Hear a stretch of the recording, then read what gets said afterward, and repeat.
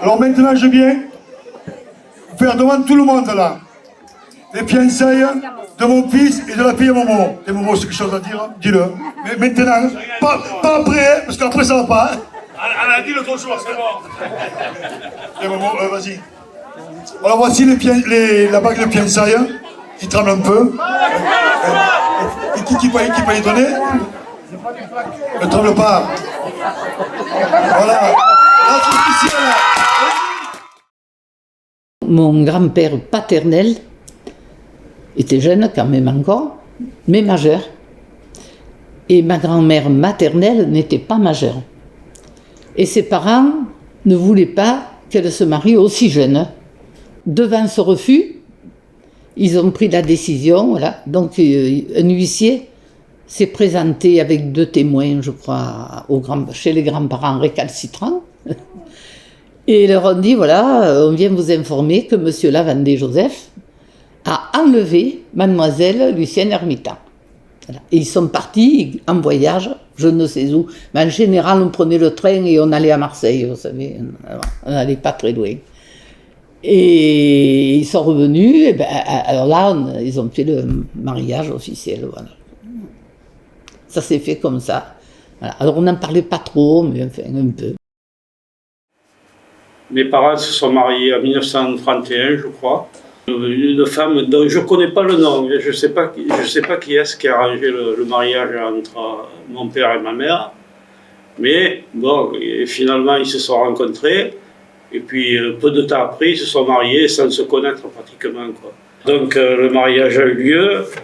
Évidemment, comme vous pouvez voir sur la photo, on a mis la plus belle tenue, même si on vivait dans la misère, pour paraître, quoi. C'était comme ça. Il y en a pas mal à Port-Saint-Louis qui ont fait ce mariage, qui se sont mariés sans se connaître.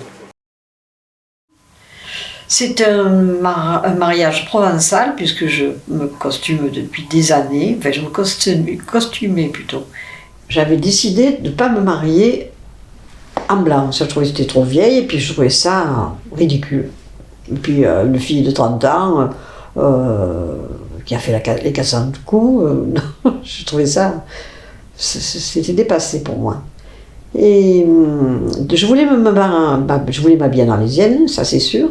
Parce que je me suis toujours habillée et que, d'ailleurs, je me suis toujours habillée. Pour la communion de mon fils, je me suis habillée. Pour les obsèques de ma mère, je me suis habillée. Pour moi, je me costumais et c'est normal que je me costume. Généralement, c'est toujours le papa qui est un peu mis en avant parce qu'il est fier d'accompagner sa fille. Le marié est toujours en recul parce que la mariée est toujours au devant, j'allais quand même dire en général. Un petit peu quand même. Hein. Mais là, on était 2 garçons. Je pense que c'est un moment de fierté aussi pour nos mamans.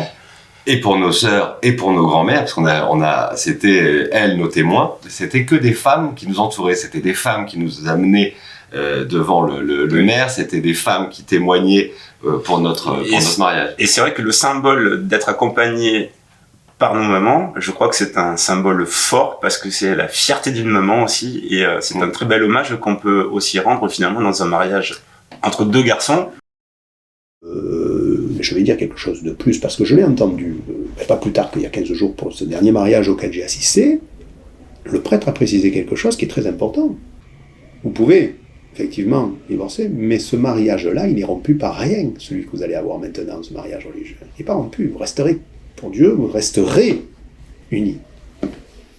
Et quelque part, à ce stade où je l'ai entendu, c'est-à-dire là, 10 ans après mon mariage, c'était plutôt quelque chose de rassérénant pour me dire, quand même, au-delà de tout, c'est pas complètement faux, en ce qui me concerne. Mais ça veut bien dire, si on y croit un peu à quelque chose d'au-dessus, mais quand même, il y a quelque chose qui se recrée et qui fait qu'on aura un respect mutuel. En gros, c'est ce qu'on va dire rapidement et qu'elle m'avait dit un jour, il y aura toujours une soupe à la maison pour toi.